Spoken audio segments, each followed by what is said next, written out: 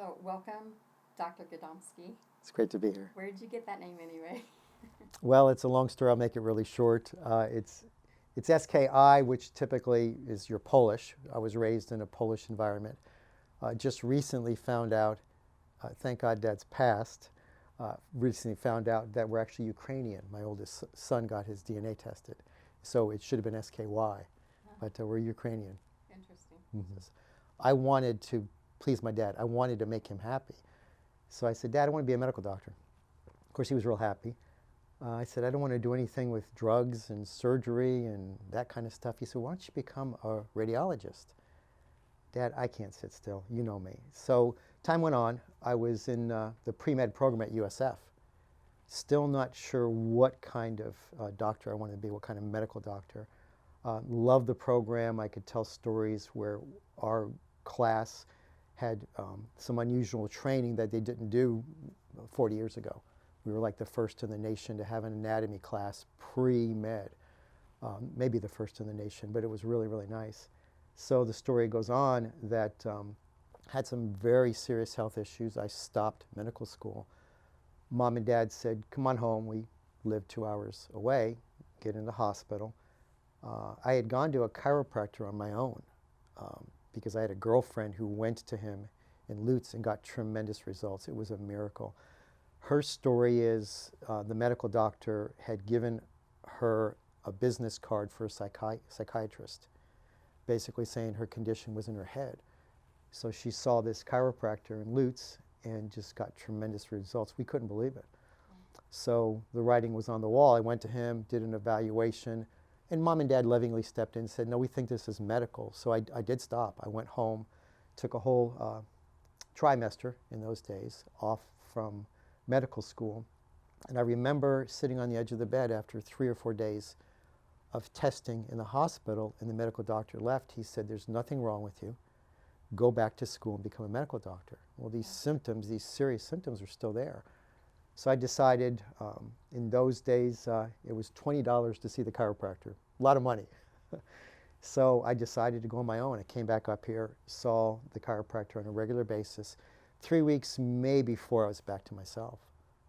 So then I reminded myself, you know, chiropractors in Florida are primary care physicians, do a lot with nutrition. I was into exercising and eating right. And they didn't have to deal with all those things I told Dad I didn't want to deal with. So very soon I started, but I didn't have to take that many different classes because I was in the pre-med program. And next thing you know, within a couple of years, I'm in Palmer College of Chiropractic in Davenport, Iowa. And there goes the story. I was made to be a chiropractor, no doubt about it. Well, this fancy equipment that you have, can you elaborate on that? Because I know that a lot of chiropractors don't have this awesome. Yeah, most of them don't. And what you're talking about is the standard, what I call old-fashioned chiropractic. There's nothing wrong with it. But while I was in chiropractic college and students, we were working on each other, I didn't like to be cracked. And so a friend of mine took me to a seminar. It was the earliest or first instrument adjusting seminar that's ever been out there.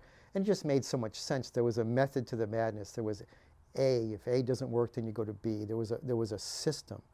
And I fell in love with it. So by my second year in chiropractic college, I was teaching chiropractors in the field while I was a student how to use this instrument.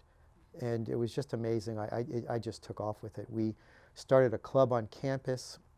And to know there's some deep chiropractic philosophy that some chiropractors say you can only treat by hands. That goes back to the 1920s. There was a little riff in the profession. So we've got this oldest chiropractic college allowing me, a student, to teach instrument adjusting. It was really unheard of. And that's a story. I wasn't a Christian, but you can see the developer of this activator instrument was a very strong Christian. And so you could see how God had worked through me. That's a story for another day. And I just fell in love with instruments. I always wanted instruments because you get a consistent treatment. First patient of the day versus last patient of the day. Everything is metered. There's a force, there's a method to the madness. So I always wanted a device that we can hook up to a computer so we can show the patients the results. And hence came another device several years later called the Pulstar, Pulstar, and that was a big fit for me. I think I've been using that pushing 18 years. And that also led to me getting other handheld devices for soft tissue work. So I was made to be a chiropractor. I was made to use these sometimes wacky instruments. I'm still amazed today how accurate they are. When a patient comes in, they don't say a lot sometimes, and I'll have them on the table, and then I scan their spine with the Pulstar, and I'll say, Mr. Smith, what did you do to your low back? He said, I was wondering if you were going to ask me. I was in the yard work, did yard work all weekend. So she, Victoria is her name, the computer, she's very, very accurate. She gives very accurate adjustments, and she even shuts off when the vertebrae stops moving.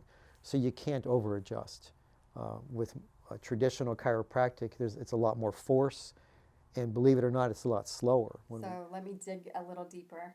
Okay, I know that your passion is to helping children. Mm-hmm. And so I know you do a lot in the community, which I love when people give back and feel the need to help other people. So can you tell a little bit about all the stuff that you help with and what you're involved with? I'll start with early on. So here I am, a young whippersnapper, my first year in practice, and I had worked for a wonderful chiropractor, Dr. Maddox, amazing man. I had run cross country in high school, so I had an affinity for that. And he was the chiropractor for a local high school for the cross country team. He was doing that for many years. State champions. I was really fortunate that he allowed me to take that over. And I started working with the youth. I got to get in their heads a little bit as these world-class athletes. These Largo High School at that particular first year I was with them, they had the #1 male runner in the state, the #1 female runner in the state, and of course the teams were #1 in the state, men's and women's. So I got to work with them on a regular basis, and the #1 runner for the men and the women, they both were really strong Christians.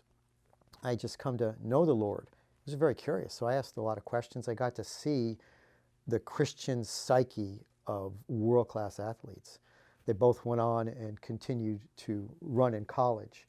But I just asked so many questions, I learned so much, and that's where, I wasn't that much older than them, to be honest with you, but that's where my love really started. And it's continued that I really love working with young athletes, high schoolers especially. Clinicians, like all of us, we don't get paid for teaching our patients. We get paid for doing and then moving on to the next patient. But it's so important for me to teach them, find out what they're doing outside the office, correct anything. If we can correct it early, they're not going to have problems as much later on. And it's unfortunate, but 100% of athletes get hurt. And so many times my job has been to just work with their psyche as I developed my love for them, just to get them back on track. And you're going to be okay. Everything's going to be fine. Let's just work through this together. And so that affinity just stayed with me. And I just love working with all the young athletes. Nothing wrong. For 5 years, I was the chiropractor for the Toronto Blue Jays. I love that too. That was amazing. But it's really working with the youth. They tend to have more passion, much more energy, and they'll tend to listen and do what you recommend. So I know you're doing a little bit more now. So is this full time that you're given a lot of your time, you're teaching them, or no, is that your goal? The goal is to do a lot more outside the office. We're starting to make some connections again, we think with the right people that will allow us into the high schools to sit down. I'm a big fan of stretching. That was one of the reasons the Blue Jays had picked me, because I tend to give full body stretches, not just focus on one tight hamstring. It's not the tight hamstring, it's coming from somewhere else more of the time. So I want to go out there and spend that time working with these athletes and the various teams. There's just a lot more liability, a lot more things the high schoolers, the admin, and the coaches have to worry about now that we didn't worry about 40 years ago, 30 years ago. So that's a work in progress. But most of it is here. Some of it's outside the office, but nothing official yet. Well, I think it's very cool and admirable. Just because you can tell that you're not just punching in a time clock and doing your job and that's it. Yeah. So, you know, you can tell that you spend a lot of care with your people. You really care about them and you want them better, and now you're focusing on kids. That's awesome. Yeah. So I just wanted to thank you. Well, thank you. And Thank you very much. Thank you for being on the show today. Right, thank you.